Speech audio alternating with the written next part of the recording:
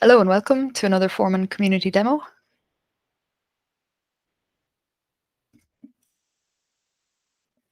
If you have any questions during the demo, feel free to reach out to us on the Foreman channel on Freenode IRC or on the YouTube live chat, as both will be monitored.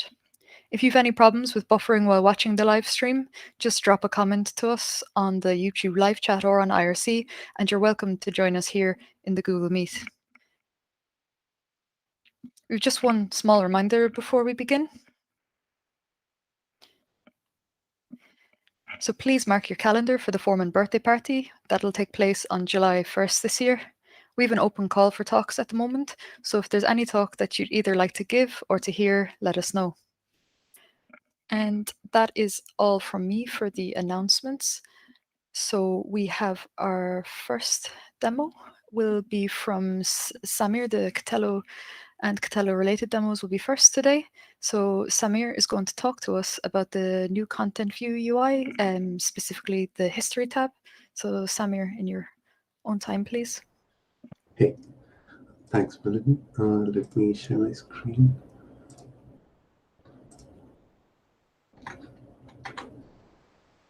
All right, so I have a small demo today around content views history tab on the new UI. So let me just go to the details. Yeah. So for example, we have this content view. We have a new tab history here, and it will show you all the history details. For example, if you publish or promote the content view, and it will also link to whichever environments you promote the content view to, and it will also list the versions here. So this is how the new history page looks like on the UI. And yes, that was it. Thank you very much, Samir. I think that there's, again, if the live stream is bothering anyone, you're free to come over here and join us if there's a bit of buffering. And usually it takes people a few minutes or like maybe a minute or so to catch up. So I'll forego asking for questions at this point unless anyone on the meet has a question for Samir, and people can ask at any point, and whenever the question comes in, I'll bring it up. So thank you very much, Samir. And our next demo is from William, and he's going to be talking to us about configuring Katello via Ansible to synchronize and serve RHEL content. So when you're ready, William.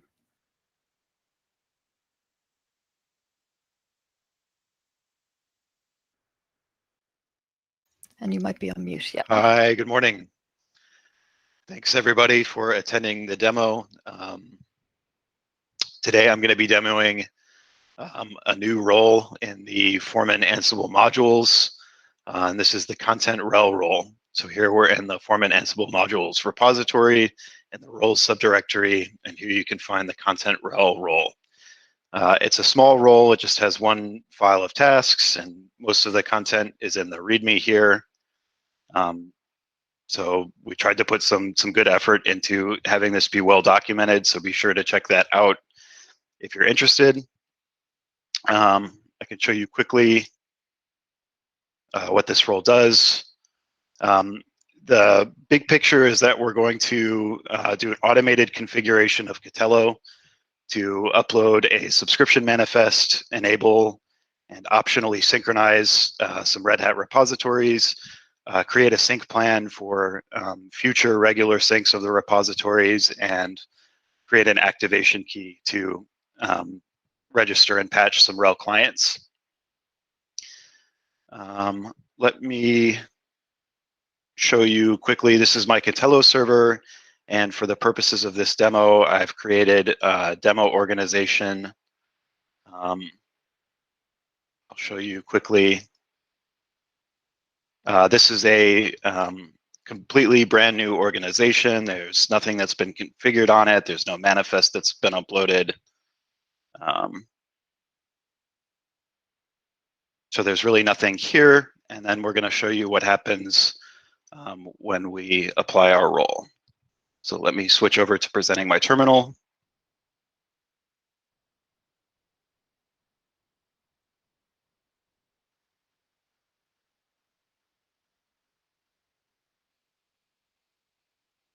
Okay. Here we are in the demo project. The key piece here, the demo project, if you want to clone this one yourself, I can provide the link on GitHub. We have a server variables.example file. And you can see there's really not a lot of information that's required to configure Ansible to talk to your Foreman server. So we just need the server URL and a login and password. And in this case, we're not going to be validating certs. And then you can also see the playbook for the demo is going to be very simple as well. It's doing very little aside from applying the single role. So the way the Foreman Ansible modules work, we can use our local machine as the Ansible target host, which is a little bit non-intuitive if you're used to working with Ansible, but then whatever is our Ansible target host, we're going to send some API calls from there to the Foreman server that we configured in our server variables file. So just to show you really quick, here's the role, and then here's the relevant data that we're going to be passing to the role. So I showed you previously that I already created a empty demo organization, so we're specifying that here. This role supports the feature to, if you pass in a Red Hat login and password and a manifest UUID, it can actually retrieve the manifest for you from the Red Hat customer portal. For the demo purposes, I've disabled that. We're instead just going to provide a path to a pre-downloaded manifest. And also just to show what we can do here, I've decided that we'll enable the RHEL 8 repositories, but not RHEL 7. So if you are only using one release, you can control which gets enabled or both. We're also going to do the immediate sync, but we're not going to wait for the sync to complete. And this is a feature that I'm really excited about because this role could be used in a variety of different use cases. For example, you might be automating a lot of things with Ansible, and once this one is finished, you plan for Ansible to continue, say, registering some content hosts and patching them. So you want to be confident that when this role is finished, that your repository syncs have finished and you're ready to go with the next steps. In that case, you would want to set Foreman content rel wait for syncs true. On the other hand, maybe you're just running this role to get started with your configuration, and so it's sufficient for your use case to enable the repositories and start syncing them, and then Ansible can treat that as being done, and then we can go on the Katello web UI and click around, apply some additional configuration. We can monitor the status of our sync tasks. So obviously, with limited time for the purposes of this demo, we are not going to wait for syncs. So we'll just kick them off, and then we can verify that they are running. So let's run this thing.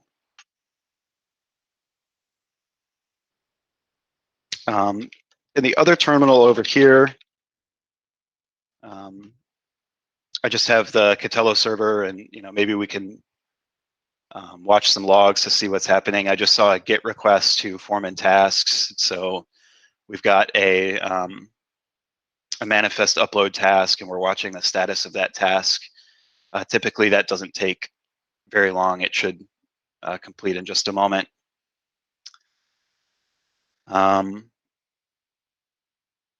So after uploading the subscription manifest, this role will then enable our repositories. In this case, we configured it to just enable the RHEL 8 repositories. At that point, it will create a sync plan. And you can specify there are additional variables in the documentation if you want to give a custom name or a sync schedule. However you want to configure the sync plan, the variables are there to do it. For the demo case, I'm just using the defaults for the sync plan. At this point, we've enabled repositories.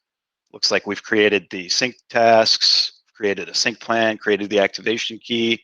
And at this point, Ansible is done. So those repositories should be syncing. I'm going to share the web UI once again, and we can just confirm what it did.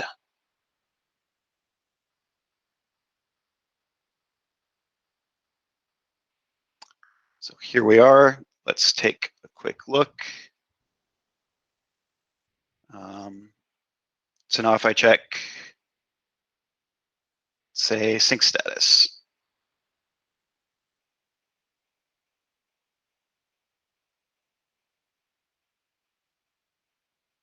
Taking some time to load. There it goes.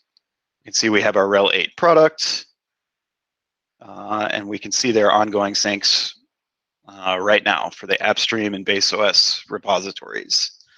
If you wanted to take a quick look at sync plans, we can see that we created the role default RHEL sync plan. So next sync would be April 15th at 8 p.m. with these role default settings, but it's all configurable within the role. There's an activation key here as well. So we're really excited about this, and we're excited to get it into your hands, see what you can do with it. We think there's a lot of room to expand on this idea. For example, a role that does the same similar configuration, but for CentOS repositories or for your favorite operating system. That's an area we want to expand.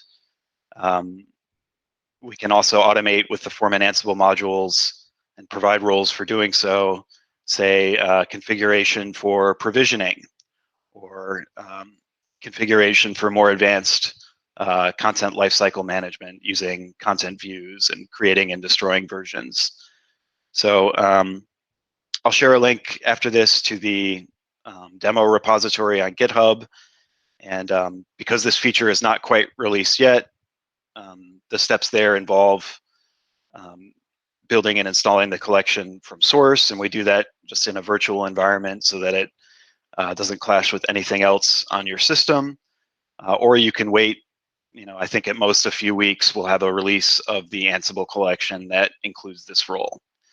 So please check it out and let us know how you like it, and share your ideas and feedback and what other areas you'd like to see Ansible automation for Katello. Thanks so much. Thank you, William. Has anyone any questions? Anyone on the Google Meet have any questions for William?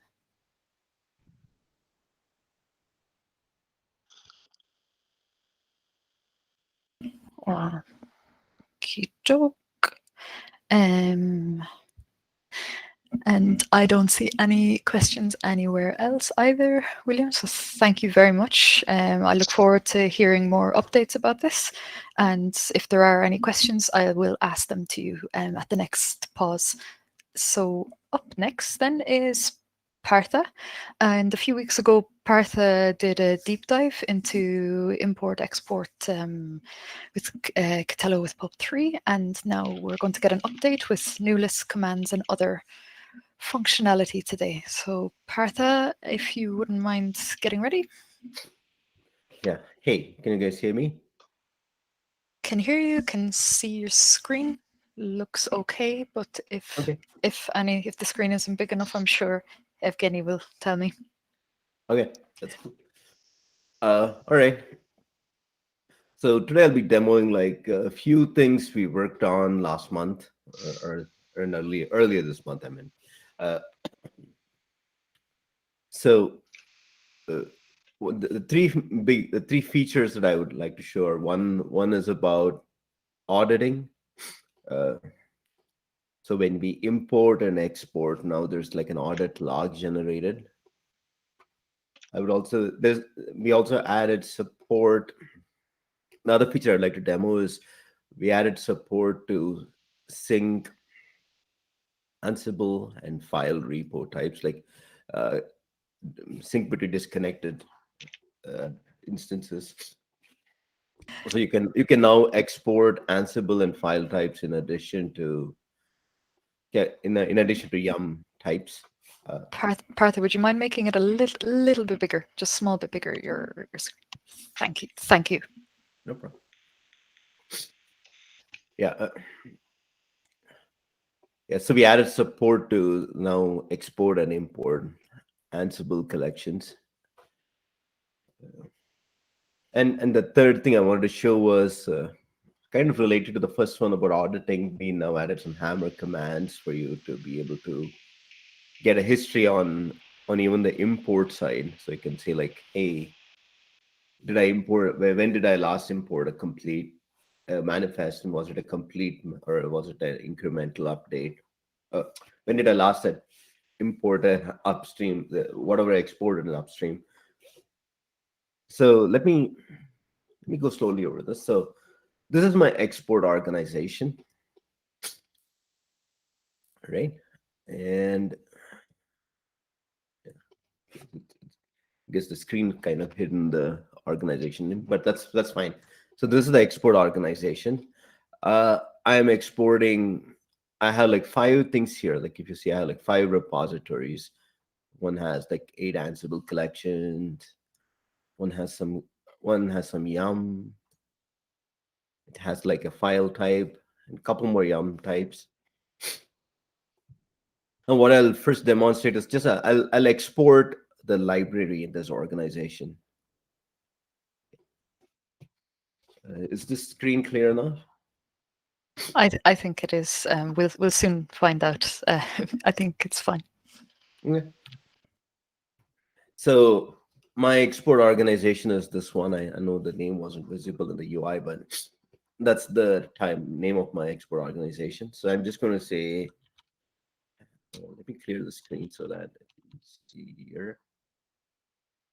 Let me finish this again. Hammer content export. Complete library, and I give the organization I'm interested in. Where is this? Yeah, 3.9. Okay. So the export, as the export is running,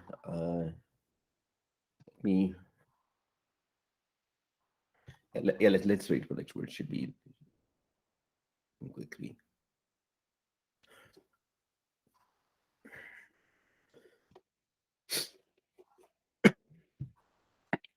All right.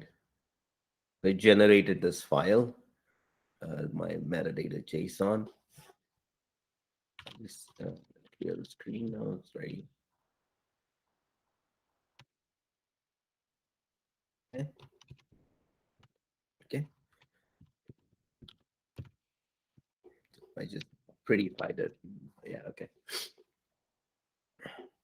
So my metadata JSON, as you see, can now has a repository file, a file type, a repository Ansible. That's the Ansible type collection. They all got exported in the location that it showed. We can find. Let me do a content export list to show you where it exported it.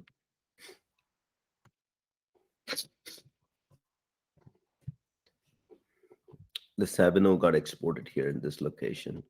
Okay. Now, let me first show you the auditing features here, then I'll import it. So if I went to monitor audits,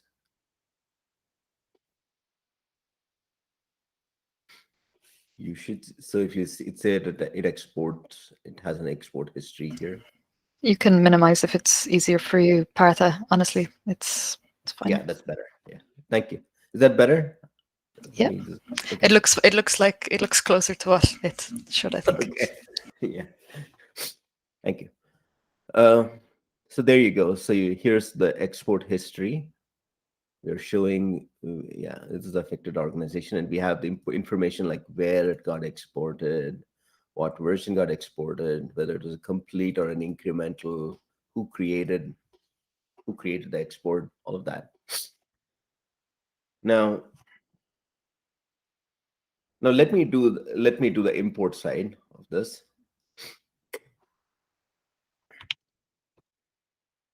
I have a script here. The script creates an import org, all right? And then it creates 4 types. It creates the yum, the file. I'm going to physically create the Ansible repo because I think we have it in Hammer, but I'm not sure how to do it exactly. So we can create a repository of content type Ansible because we need to be able to import that into the same product. So we don't need just one minute.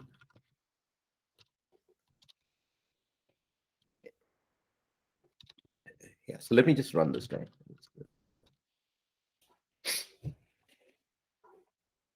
Now this, as you can see, he's creating an organization called import2273, the script.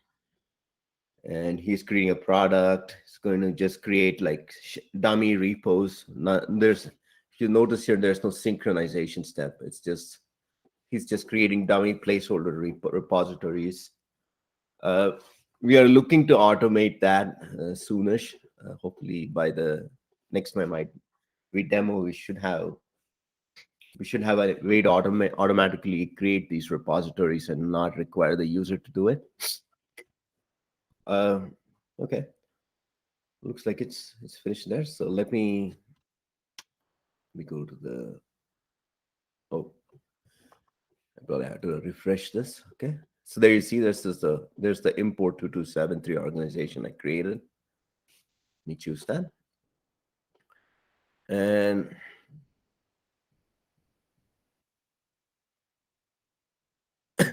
yeah, right off the bat, you should notice, let me see. If I did a hammer, if I did a hammer content import list.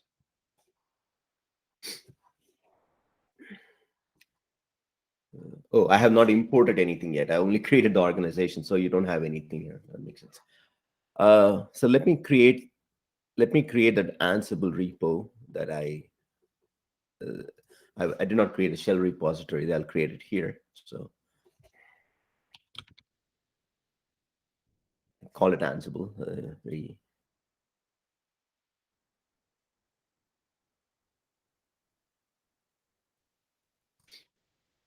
Okay. Now I'm going to import this into this organization. So I'll do hammer content import library. Okay. And I'll say which organization I wanted imported in. That is this organization. I'll tell it what is the path for the export file. That is here.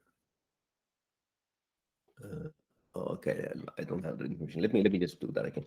So I'll do a hammer content export list. Get the location here so that I have it easy enough. There you go. Okay. Let me copy that. Let me try the import command again. Hammer content import library organization. So let's import. Here's the path.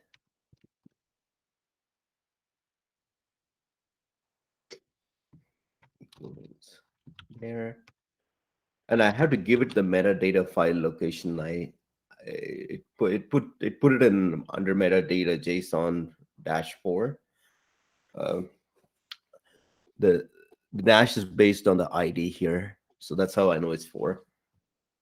But we should have when you export it, you will have some information saying, hey, I couldn't generate them. I don't have permissions to write to pulp. So I generated it in your local directory. So you should be able to see the metadata JSON file you use.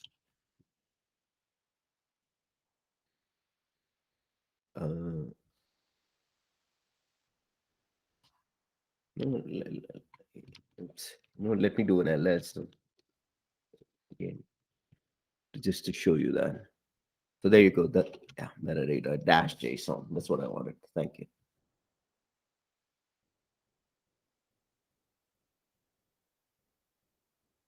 So there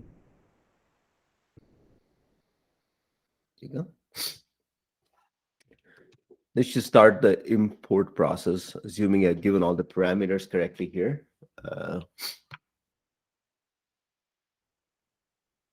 It looks like it's happy with all the repositories and all that.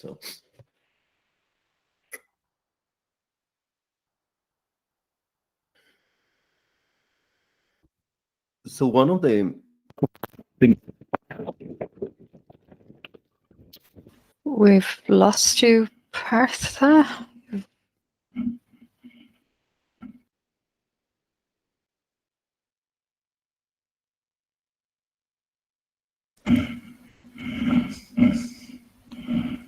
Partha is gone, I think. Let me just try to ping him. Just give me one moment.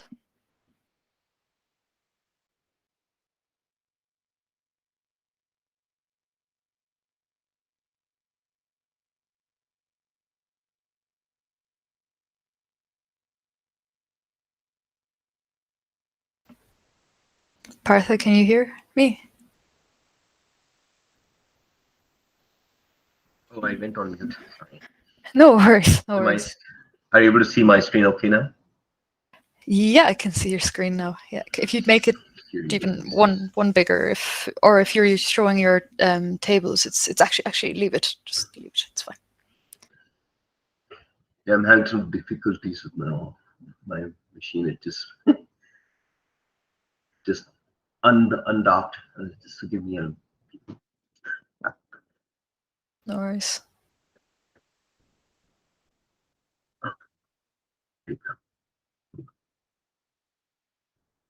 All right. Yeah. Okay. Now I think I can hear you all. Sorry. So I have, as you can see, I have imported stuff here. Just show my the right microphone. There you go. I think that's better. Right. It's much better. Thanks. Sorry, and sorry, my machine just crashed in the middle. It's okay. But it created, so this import happened, right? As you can see here. Let me quickly go to the UI now. So my UI says, if I go to audits, you should see an import history audit here. And you should see that it imported from this path. It imported this content view to this content view version, and it imported as complete. So if I go to products,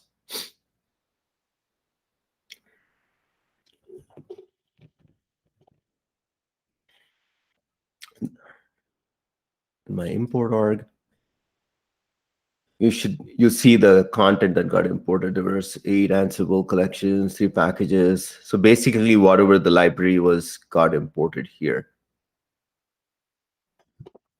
And if I did hammer, so if I to get the same information, like if I want to see what stuff has been imported to this organization, I could do hammer content import list organization equals import.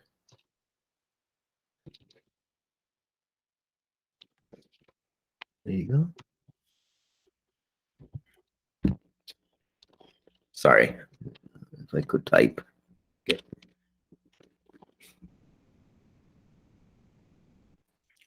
So there you go. So it shows that it imported this version.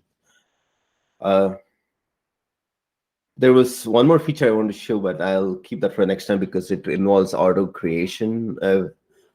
So we are working on some enhancements where you will be able to, where you don't have to create any of the dummy repos or a content view. While importing, it will automatically get created if it's not there. So I think it's better to do that together. So. Cool, Partha. That's pretty much what I had. Sorry. So you'll be the first to sign up for our next demo. That's good. That's good to know. I have one question for you from YouTube. So on production systems, will it have permissions to write metadata.json in varlib pulp exports? Yeah, so what will happen is on production system, you're likely going to be using Hammer as a root user. And if you have a root user, you can pretty much write it anywhere. So what will happen is it'll actually write the metadata JSON in exactly the directory you exported it in. So it should be accessible there. Yeah. So you won't see this extra line. You wouldn't have to add this extra metadata file parameter because you could just pass in the path, and if the metadata JSON is in this directory, it just looks there and says, hey, what's the metadata JSON file? Let me just import there. That's great, Partha. Thank you very much. I don't see any other questions, but if there are, I will ask you at the next break. So thank you very much, Partha. Thank you. And we have our next demo is from Leosh, and it is a very short demo in the enhanced bookmarks menu. So yes, so let me share the screen. And as you said, it's really little demo. It's about one small change about bookmarks. So as you know, you can set bookmarks on the search bar in many pages. And the main problem what I got was that if you want to edit your bookmarks here, you have to actually go to administer bookmarks, and there you need to set the filter for the specified control you wanted. So I did a little bit refactoring of the menu. So now there is a link called Manage Bookmarks, which will redirect you down to the bookmark page with preset the control. So as you saw, I was on host page, and redirected directly to this page with the preset filter. And yeah, that's biggest change in the menu. I did some refactoring, I did some icon and moved the link to documentation at the bottom because originally it was at the top of the menu, but yeah, it's just link for documentation. And yeah, that's everything from me. and you weren't exaggerating with your 1 minute, Leosh. Yeah. I think that was so fast that we'll probably just move on. And if there are any questions for Leosh about the bookmark, Yeah, I guess there won't be any questions. we can take them. So Andra, do you want to go now, Andra, or do you want to wait until after Rahul, which would be better, do you think? Yeah, I can go after Rahul. Okay. So Rahul, you're going to talk to us about recent changes in the Foreman Discovery plugin. So if you're ready to go, it would be good now.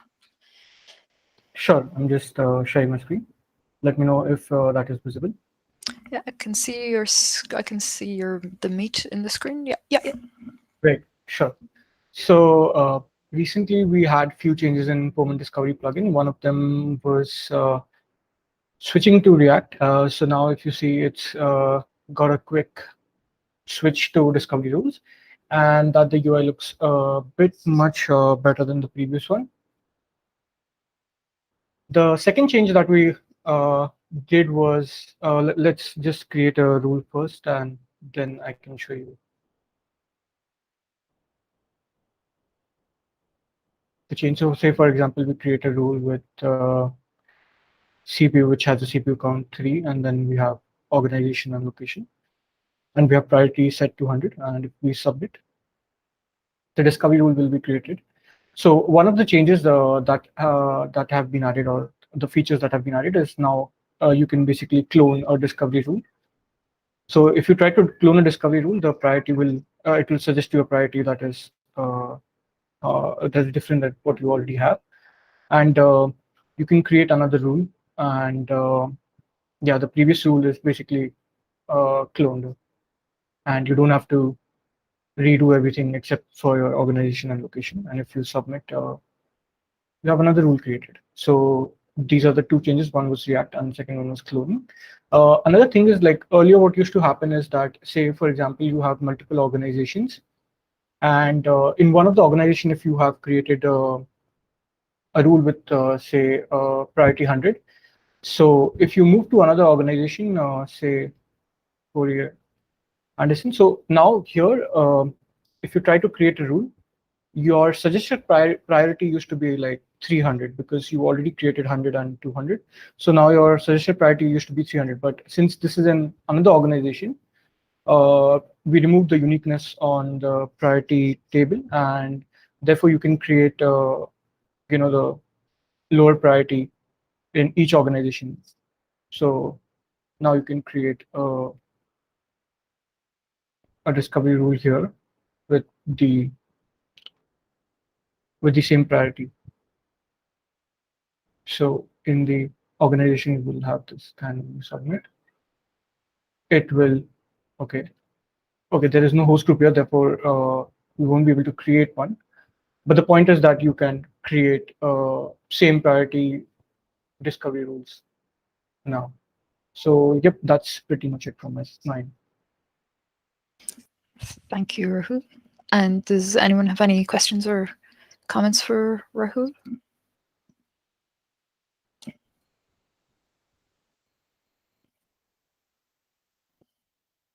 Let me just check around the place.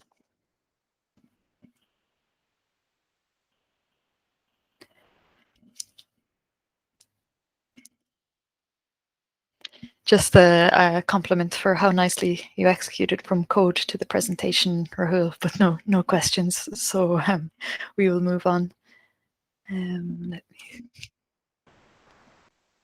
Let me see now. So thanks very much, Rahul, for that.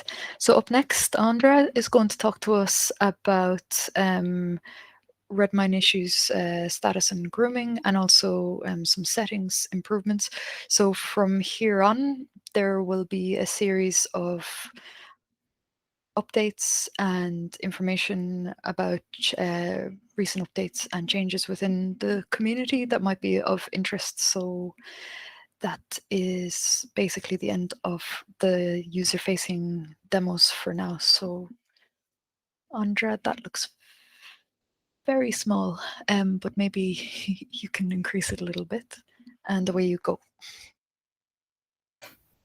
Okay, hello everyone. I just want to share a quick update about status of our Redmine and how we are trying to deal with it, and our alpha testing of grooming the Redmine. Because as we see, this is a Foreman project in Redmine, and we have 1,600 bugs. That's very high, and it doesn't necessarily mean it's wrong, but as we've briefly went through the old bugs, usually they are either already solved or there are bugs regarding older implementations that are no longer in the code base, and that's quite bad, and that doesn't look good if users want to report a bug. The similar situation is in the plugins, and I'm not saying we have a solution here, but we don't even have a triage meeting for Foreman, and that we would like to change. And we've went over an Ansible project first, because if we go to Ansible here, we can see that it doesn't have a lot of bugs, and it's a really good start because you can feel them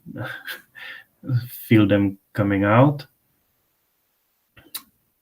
and the number decreasing.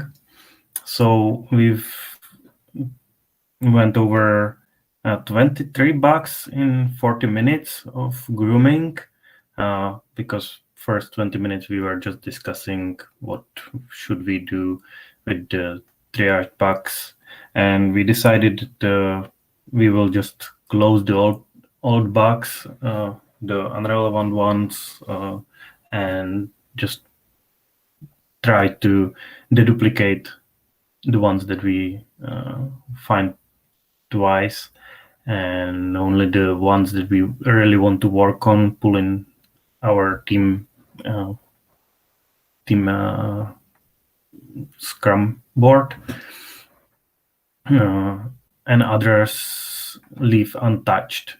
This is not ideal situation, but we don't really know what to do about valid bugs that we don't want to immediately work on, because marking them as triaged means that no one will take a look at it for another year or so.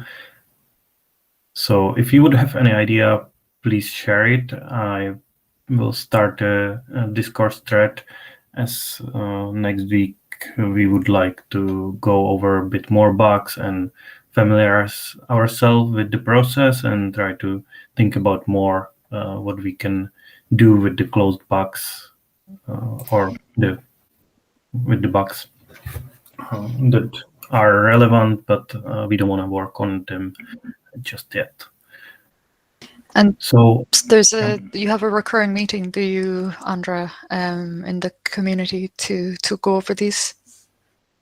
No, we don't have a recurring meeting for community yet, because we are still figuring out the details, and we don't want to bother the community with our talking over what we should do with the bugs.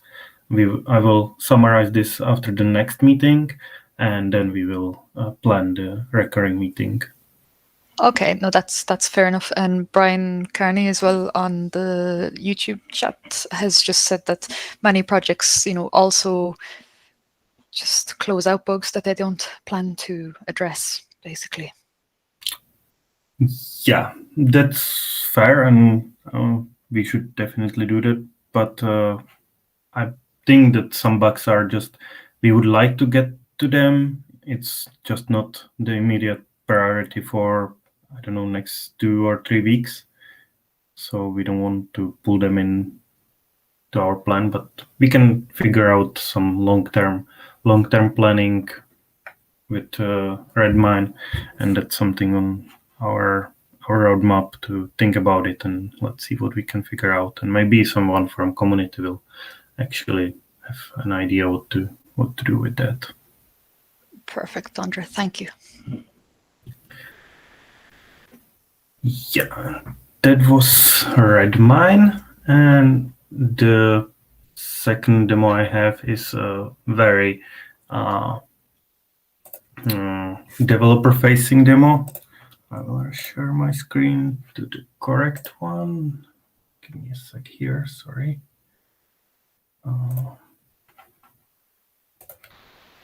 Yeah, this one.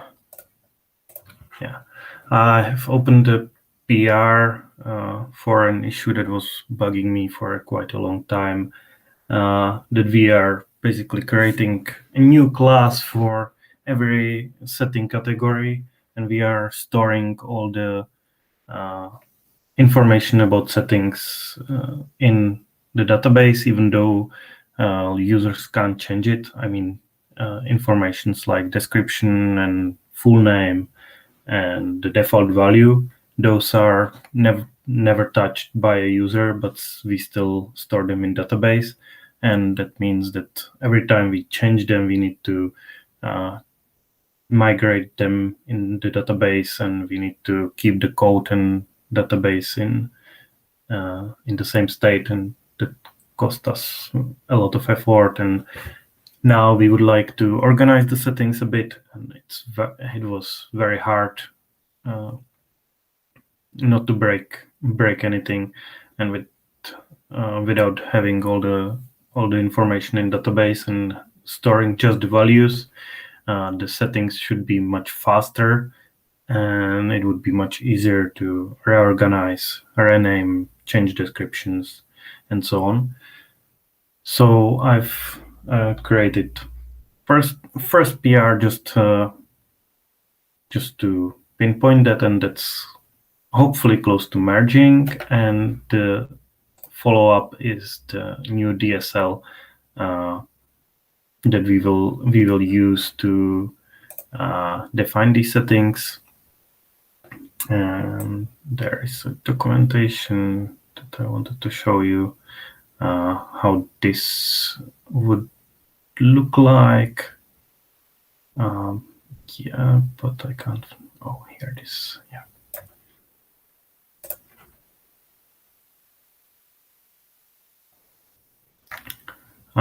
So this is what we have today. We have to create a new class which would have low defaults and basically naming all the default values, and this would be stored in database even though you have it in code. And this is not very ideal, so we came up with some DSL. This is definitely not finite and it can be changed, but something like this, we want to keep it close as permission definition, so it would be familiar to developers. And basically you would do the setting definitions in your plugin registering, and in core we would have initializer to do that.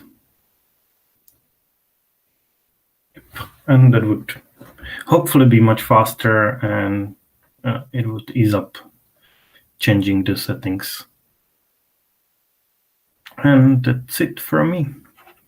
Thank you, Andra. There was just one other comment with relation to the first part, that just for the for and against of closing out bugs, a closed bug is still a bug, but that, I think that was everything. So I don't think there's any more questions or comments, but thanks again, Andra, for these updates. Thank you for having me.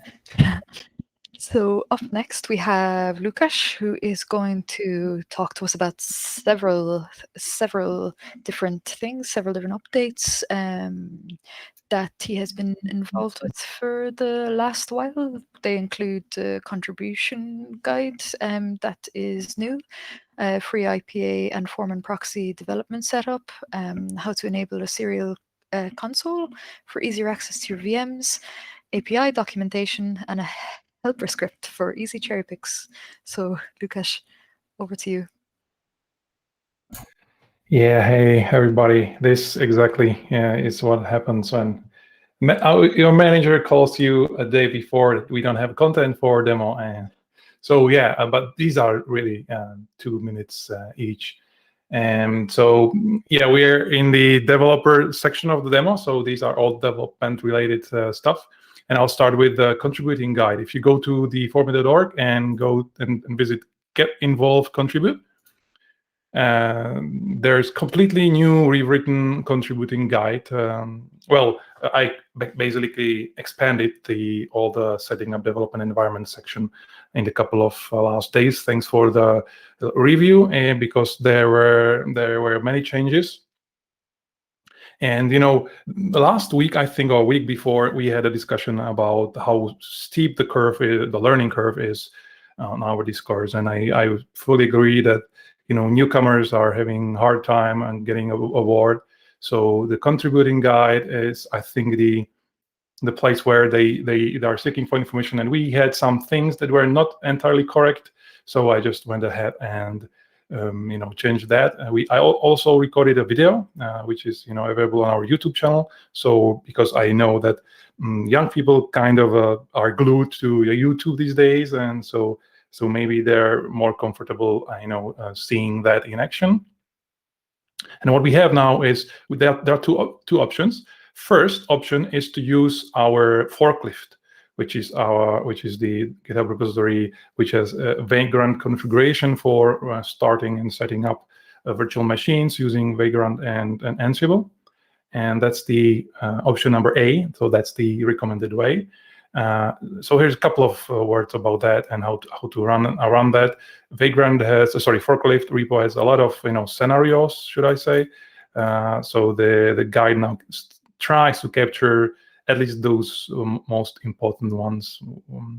And then there are a couple of running Vagrant is very, very easy. The more details are on the README page. So that's that.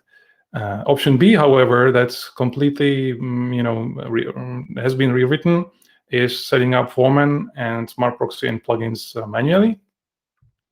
And we already had a couple of comments there, but one of the missing bits was, for example, supported Ruby, Node, and Postgres versions, because I was setting up a new development environment myself last month, and I was wondering like which Ruby version I kind of know that we are currently 5.5, 6, and 7. However, I was really fuzzy about which Node.js version to use. So I had discussion with our infra team, and they showed me what versions do we have on Debian and on CentOS and Fedora, and CentOS and RHEL.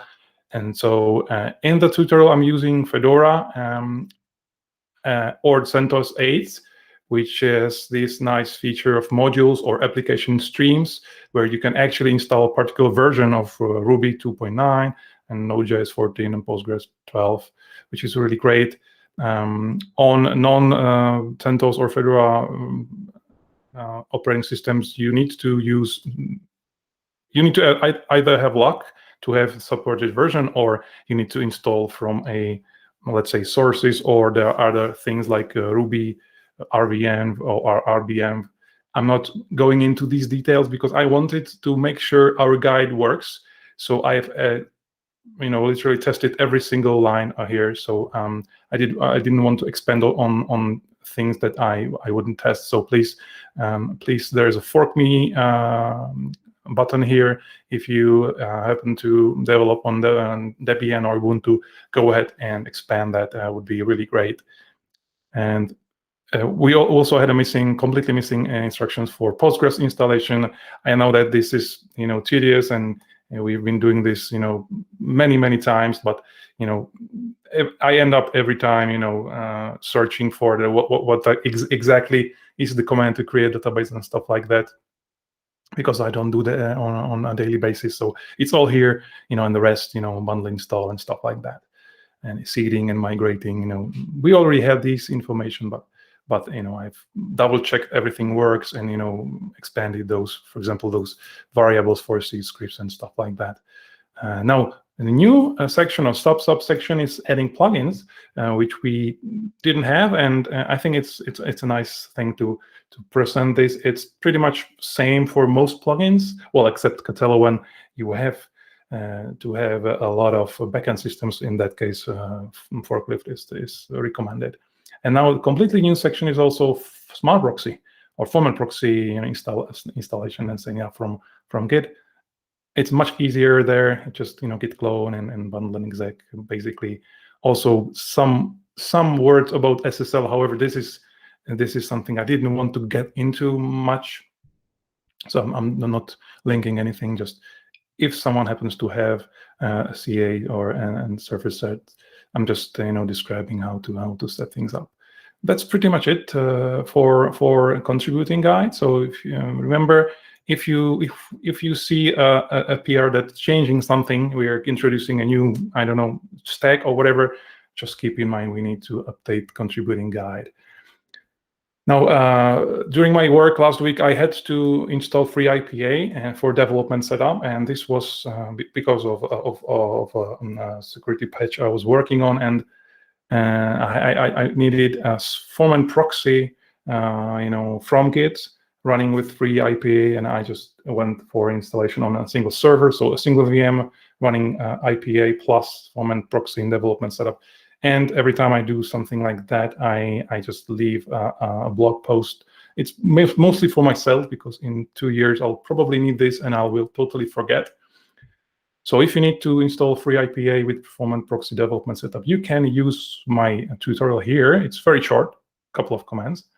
However, we do actually have in our forklift repository, again, that's our GitHub repository, which holds our configurations for Vagrant and Ansible to give you a quick and either production or development environment. It provides both, actually. There are boxes. One of these boxes is actually FreeIPA server installation, which you can then integrate with Foreman.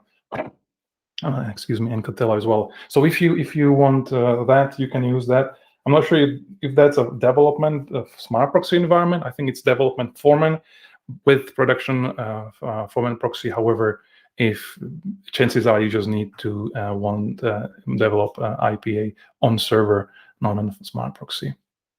And a couple of other, smallish things. We are a couple of minutes. So I'm running a Red Hat University Academy course at the university here, and I just had a question how to actually enable serial console, and I do this a lot, and I kind of take it for granted. But if you actually start a server, virtual server, I'm using libvirt for all my development purposes and even for my production home VMs. By default, it will start with graphical console, which is okay-ish. However, you can't copy and paste from there, and that's pretty much and it's also slow if you're on a slow network. There is a very nice thing, you can actually start TTY on a serial console, and then you can connect to a machine either using virsh console, or you can actually, if you have a virtual manager in your GNOME or Boxes, or I'm not sure if Boxes supports that. However, for example, Cockpit does support that. If you connect to a Cockpit, it will automatically detect the serial console. And all you need to actually is this command: just enable serial get TTY on TTY as a 0 service, and that's pretty much it. All you need to do. If you need actually to access grub in case the VM is not booting and you need to boot all the kernel or something like that, in that case you also need to configure grub. And there are a couple of things you need to do and reconfigure grub. That's a nice trick. I thought that it would be a good idea to share it. And one more, I've created a short script. We all do cherry picking a lot, and I was actually, for all these years, I was actually digging my history and just backspace and I've edited the SHA number. But I thought it might be easier to have a script that actually presents you the last couple of commits, and you can actually pick a commit and press enter. It will also remember from and to branches. So if you're cherry picking a lot, it's easier. Now the last thing, we have a last minute. I was working on moving epi docs. So if you don't know exactly, if you go to the foreman.org, and we have a get help epi docs, and this is generated API documentation from Foreman, and we do have the same for Katello and a few other plugins.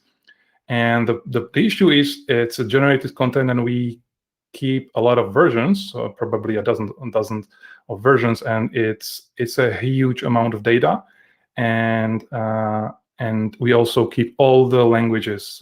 We have a lot of languages. Basically, what it by a different language, it will present you a different things like resources will be translated, but anything else, we don't actually translate the actual description. So I thought it's pretty much useless. So I basically proposed to move API docs to its very own subdomain and to completely clean it up. And so I've created a GitHub repository, which is over here, the Foreman/epidocs. It contains a directory Foreman, and for each plugin we would create its own plugin, and then subdirectory with epidocs here, and only the untranslated version.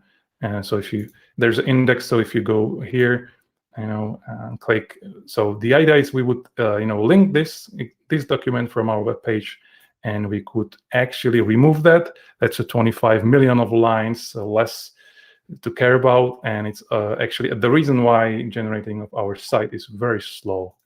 That's pretty much it. There you have it, and that's an hour. Over back to Mel. That's an hour. Thank you, Lukasz. So no questions, but just some, some positive comments. So some thanks to you from Maximilian, and Jeremy is looking forward to trying to set up Katello on a Mac. So thank you very, very much to everybody who came along and demoed today. I very much appreciate it. Thank you also for all of the feedback on YouTube, on IRC, and if anybody is rewatching this at a later stage, it's not too late. Feel free to ask questions, open a new topic on our community discourse, or come along and talk to us on Freenode. Drop some questions in Foreman on the comments for this video. We'll get to them. So thank you all very much for your time today, and I'll see you in a few weeks. Bye-bye.